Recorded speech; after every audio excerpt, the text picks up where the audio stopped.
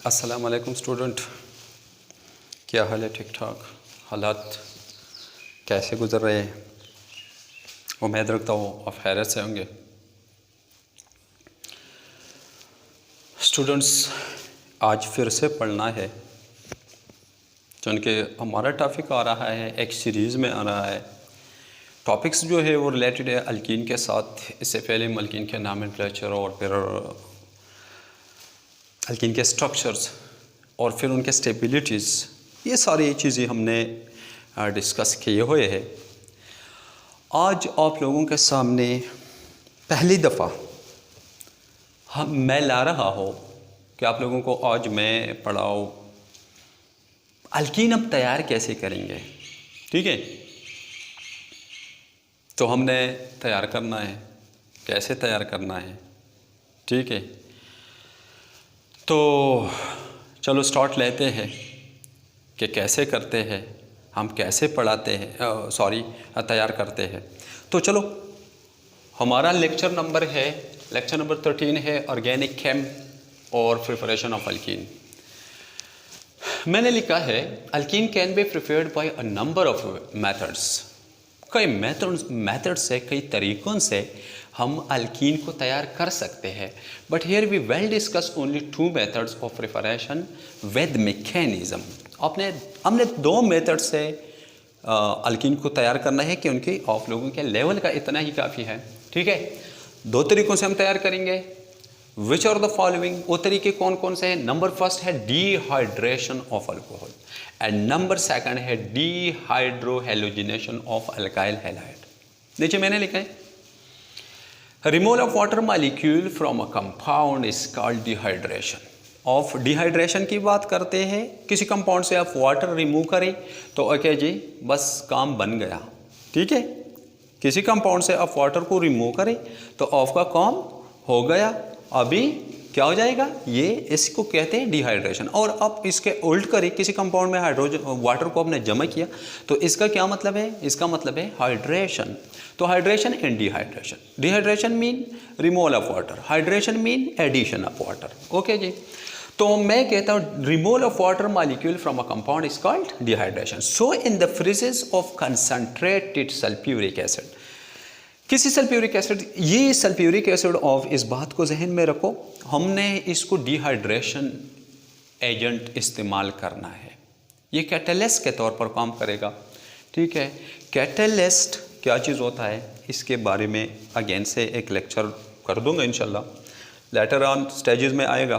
ठीक है, कैटलिस्ट क्या चीज़ होता है, which is actually in elimination reaction. ये रिएक्शन एक्चुअली एलिमिनेशन होता है, बताऊँगा कैसे एलिमिनेशन है। फॉर एग्जाम्पल हमारे पास एक रिएक्शन है, एक अल्कोहल है, आपको अगर नज़र आता है तो इथाइल अल्कोहल, जो इसका कॉमन नेम है, और इसका यूपैक नेम इथानॉल है। ये हमारे पास इथानॉल है। H2SO4 हमने कैटलिस्ट के तौर पर H2SO4 इस्तेमाल हो रहा है।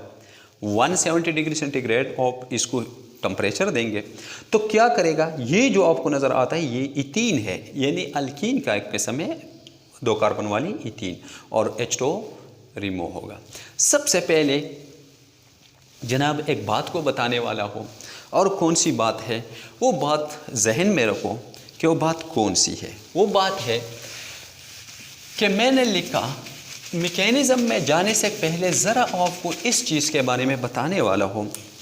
जनाब आप देखें, ये हमारे पास अगर आपको नज़र आता है तो ये कंपाउंड हमारे पास सेचुरेटेड है, क्योंकि कार्बन और जितने एटम है सब ने सिंगली बॉन्डेड है, सब सिंगली बॉन्डेड है। ठीक है, अब क्या हो जाएगा इस कंपाउंड से? अगर मैं यहाँ से ये वाटर H2O इसको मैं निकालूँ और इसको नेगेटिव करो, इसको पॉजिटिव करो, सिमिलर इसको नेगेटिव करो और इसको पॉजिटिव करो, तो ये आपस में निकलेगा। तो H2O, मैं मैकेनिज्म का नहीं बताने वाला हूँ, मैकेनिज्म तो वहाँ पर मैंने लिखा है।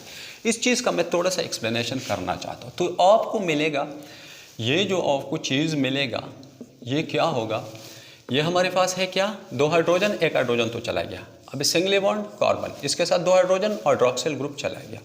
ठीक है, लेकिन ये पॉजिटिव है, ये नेगेटिव है, इसके साथ इलेक्ट्रॉन की कमी है और इसके साथ इलेक्ट्रॉन ज़्यादा है, तो ये बॉन्ड करेगा इसके साथ। जनाब क्या बना?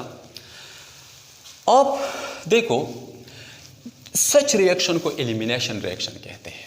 इस रिएक्शन को हम क्या कहते हैं? Elimination reaction. इसके बारे में भी मैं 4 किस्म के रिएक्शन आपको पढ़ाऊंगा, ठीक है, वो अलग टॉपिक में करूंगा। लेकिन याद रखो, जब किसी सैचुरेटेड कंपाउंड से अनसैचुरेटेड कंपाउंड बन जाते हैं तो उसमें क्या हो जाता है, इस कार्बन को, जिसको ये जो फंक्शनल ग्रुप अटैच है, इसको अल्फा कार्बन और इसको बीटा कार्बन कहते हैं।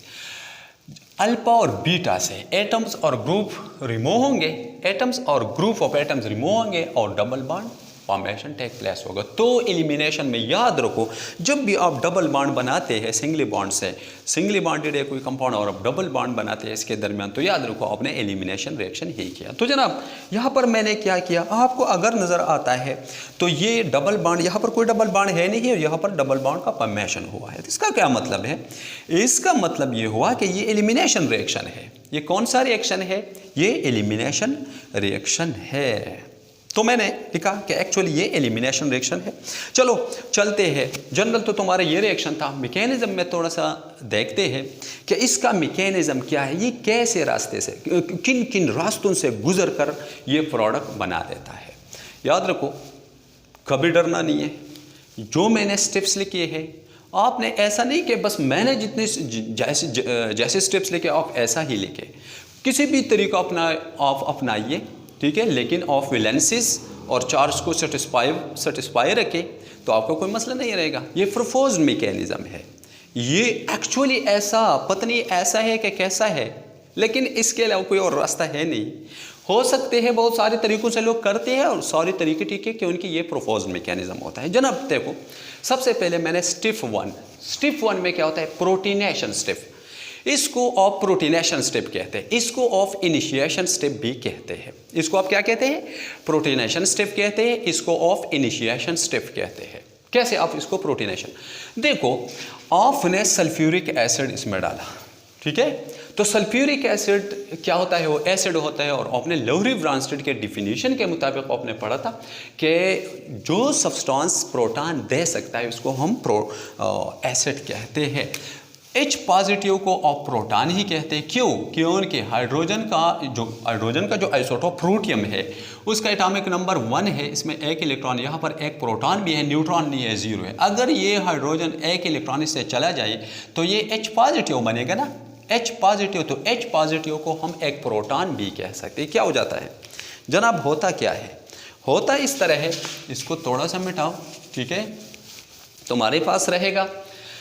तो इस स्टेप में को प्रोटीनेशन क्यों कहते हैं? क्योंकि जब ये इसका इलेक्ट्रोनेगेटिविटी बहुत ज़्यादा है, तो हमने हीट दिया था 170 डिग्री सेंटीग्रेड, तो ये इलेक्ट्रॉन अपनी तरफ खींच लेगा, ठीक है, तो ये पॉजिटिव बनेगा, प्रोटॉन प्रोड्यूस होगा। अब प्रोटॉन क्या करेगा? ये बेचारा तो तबाह है, इसके तो वैलेंस शेल में भी कोई इलेक्ट्रॉन है नहीं, इसके पीछे भागेगा, इस ऑक्सीजन से कहेगा भाई आपके पास 2 पैर वैसे के वैसे पड़े हैं, आपका कोई ज़रूरत तो इसको नहीं है, आप इसको बाण में इस्तेमाल नहीं करते, आप इस तरह करें, मेरे साथ इसका बाण करें।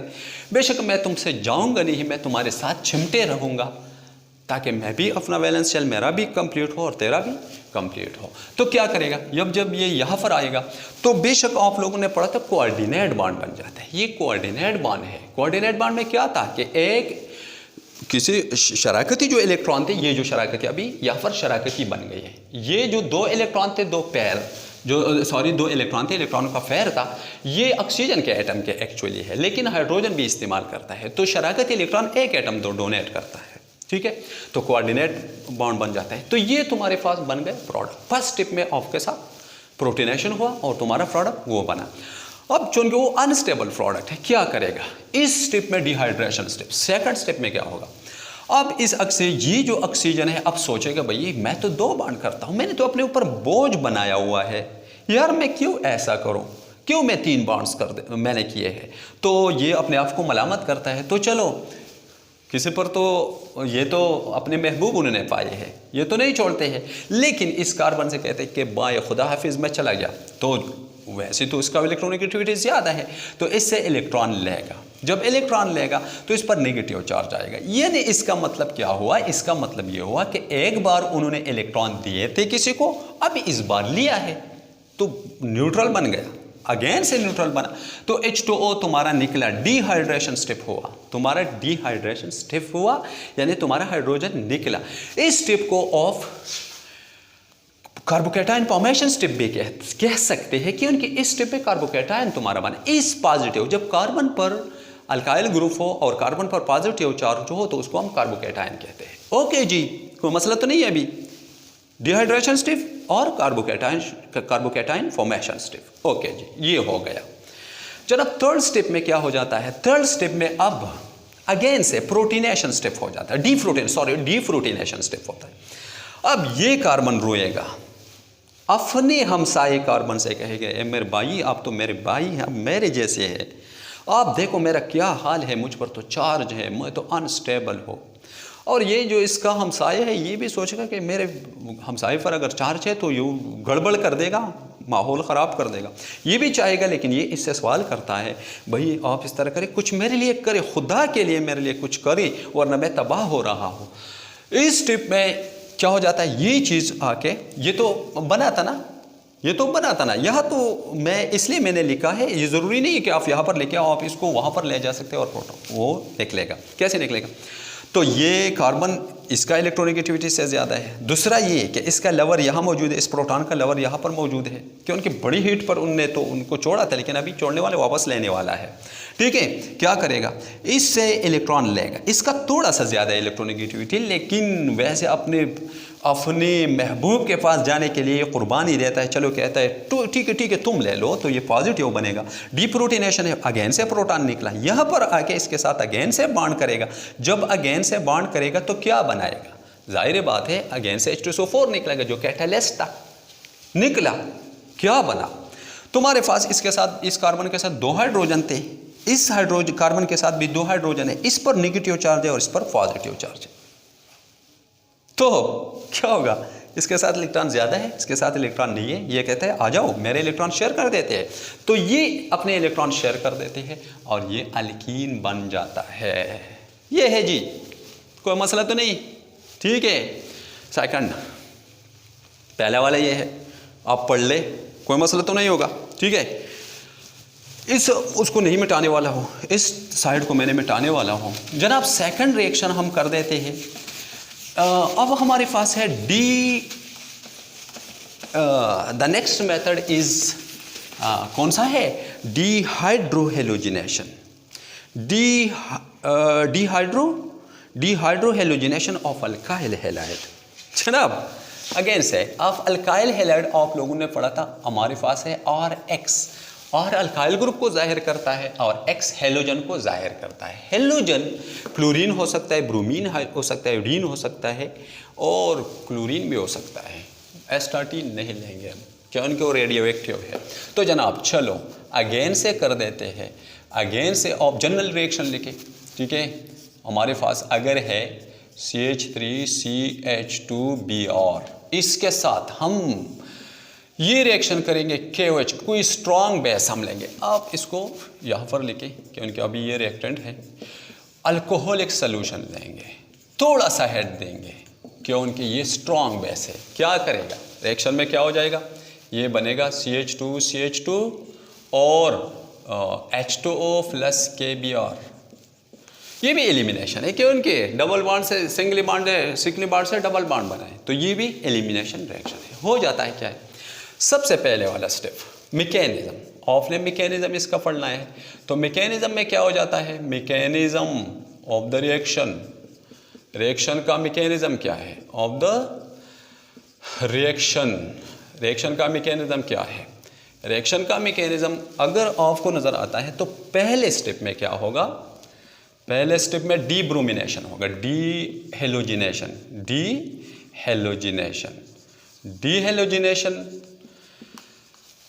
कैसे होता है? देखो चलो लिख देते हैं। अब देखें, ये हमारे पास है, अगर मैं इसको एक्सपेंडेड फॉर्म में लिखूँ, स्ट्रक्चर इसको लिखो तो इसको मैं यूँ लिखूँगा। ठीक है, KOH आया। जनाब इस ब्रोमीन का महबूब पोटाशियम है। ये ब्रोमीन कार्बन के साथ इतना खुश नहीं है, और याद रखो एक्चुअली ये बेस है, ये प्रोटॉन ले लेते हैं, लेकिन मैं सिंपली मैकेनिज्म बताने वाला हूँ। तो क्या हो जाएगा? पहले स्टेप मैंने ये लिखा, आप ये भी कह सकते कि इसके साथ ये प्रोटॉन निकलेगा। ठीक है, लेकिन क्या करो, अभी ये नेगेटिव हो जाएगा क्योंकि इसका इलेक्ट्रोनेगेटिविटी ज़्यादा है और ये पॉजिटिव हो जाएगा। ठीक है, क्या करेगा, ये पॉजिटिव, ये ब्रोमीन इस पॉजिटिव के पीछे भागेगा। जाहिर बात है ये नेगेटिव है और ये पॉजिटिव। क्यों? उनके ब्रोमीन ग्रुप 7 में है, और अगर आपको नज़र कार्बन ग्रुप 4 में है और पोटाशियम ग्रुप नंबर 1 में है, तो ये ग्रुप नंबर 1 में आएगा। ग्रुप नंबर 1 का एलिमेंट जो है वो उसको बहुत ज़्यादा पसंदीदा है, क्योंकि ये ज़्यादा इलेक्ट्रोपॉजिटिव है। ज़्यादा इलेक्ट्रोपॉजिटिव ज़्यादा इलेक्ट्रोनेगेटिव को पसंद करता है। बस इस पॉइंट को जहन में रखो, आपको कोई मसला नहीं है। तो जाहिर बात है इसका इलेक्ट्रोनेगेटिविटी ज़्यादा है, ये नेगेटिव हो जाएगा, ये पॉजिटिव हो जाएगा। तो ये क्या करेगा, ये इसके साथ KBr बनाएगा। ठीक है, ये पहला स्टेप है। और तुम KBr बनाएगा और क्या बनाएगा, यहाँ पर KBr लिखे माइनस KBr और ये प्रोडक्ट यहाँ पर लिखो। अब क्या हो जाएगा कुछ इस तरह। ठीक है कि अभी अगेन से वो सूरत पैदा हो गई ना, वो वाला जो आपने जो इसने कहा था इस कार्बन से कि भाई मेरे लिए कुछ करो, मैं तो तबाह हो रहा हूँ। अगेन से स्टेप, तो स्टेप सेकंड, नेक्स्ट स्टेप में ये स्टेप 1 था, स्टेप 1 और ये स्टेप सेकंड है। स्टेप सेकंड में क्या हो जाता है, डीप्रोटीनेशन हो जाता है। डीप्रोटीनेशन, यहाँ पर क्या होता है, डीप्रोटीनेशन होता है। डीप्रोटीनेशन में कैसे होता है, ये जो हाइड्रॉक्सिल ग्रुप पैदा हुआ, ये हाइड्रॉक्सिल ग्रुप अब क्या करेगा, यहाँ पर आके अभी आप लोग सोचेंगे जनाब कि ये जो हमारे पास है बेशक प्रोटॉन तो ये भी है, इससे प्रोटॉन क्यों नहीं लेता है जनाब, ये सिस्टम भी कुछ ठीक है, OH आया नेगेटिव, ये सिस्टम आपको, ये सिस्टम भी खुद कुछ तो उनके भी डिज़ायर होते हैं ना। ऐसा तो नहीं कि कोई आके जो भी मेरे साथ करे कर ले और वो निकले और मेरा सत्यानाश कर दे, ऐसा तो नहीं। ये भी कुछ चाहता है अगर मैं इस प्रोटॉन को रिमूव करूं तो नेगेटिव पॉजिटिव, अभी ये न्यूट्रल बने लेकिन कार्बन तो कितनी बांड हो जाते हैं। फिर अगर ये निकल जाता है भाई क्या हो जाएगा, इसके तो 2 बांड रह गए और ये 4 बांड करते हैं। जनाब ऐसा नहीं करेगा, ये कहता मैं ऐसा नहीं करने वाला हूँ, ये भी नहीं छोड़ते हैं इसको। हाँ ये ज़रूर कहता है ये जो है ये प्रोटॉन आसानी से निकल सकता है, तो ये कहेगा तुमने, इसको बीटा प्रोटॉन कहते हैं, इसको बीटा कार्बन और ये बीटा प्रोटॉन है। बीटा प्रोटॉन एलिमिनेट होगा, क्या करेगा, इसके साथ H2O तो बनेगा ना, H2O जो तुम्हारे प्रोडक्ट था, एक तुम्हारा KBr था बना, ठीक है, और ये चीज़ क्या बनेगा, ये बनेगा 2 तुम्हारे पास हाइड्रोजन है और सिंगली बॉन्डेड है पहले सिंगली बॉन्डेड था, तो अभी क्या होगा, ये नेगेटिव है पॉजिटिव है, इसके साथ इलेक्ट्रॉन की कमी है और इसके साथ इलेक्ट्रॉन ज़्यादा है, तो ये अपना इलेक्ट्रॉन उसके साथ शेयर कर देगा और ये बना। ये कोई मसला है? बिल्कुल मसला नहीं है, बहुत आसान है।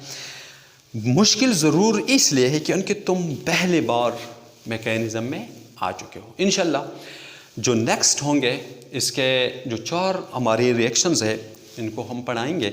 जो 4 रिएक्शंस हैं याद रखो, किसी ऑर्गेनिक में कहाँ से भी आप जहाँ भी पढ़े, PhD में हो क्यों ना हो, आप MPhil MSc BS एट्सेट्रा जिस भी में हो, आपने सिर्फ ऑर्गेनिक में 4 किस्म के रिएक्शन के साथ तुम्हारा वास्ता पड़ता है। पूरी ऑर्गेनिक केमिस्ट्री में सिर्फ 4 रिएक्शन है और है नंबर फर्स्ट है हमारे पास substitution reaction, the second one is elimination reaction, the third one is addition reaction, the fourth one is rearrangement reaction। तो आपने डरना नहीं है, ये दोनों तो एलिमिनेशन से पॉसिबल है, दोनों रिएक्शन में एलिमिनेशन मुमकिन है, ठीक है। एलिमिनेशन से हम ऐसा ही करेंगे, ये 4 रिएक्शन का अलग एक लेक्चर करेंगे तो इंशाल्लाह आपको समझ आएगा। आज का लेक्चर पढ़ के समझने की कोशिश करो, कोई मसला हो तो कमेंट सेक्शन में आके मुझे बताइए, मैं इंशाल्लाह क्लियर करने की कोशिश करूँगा।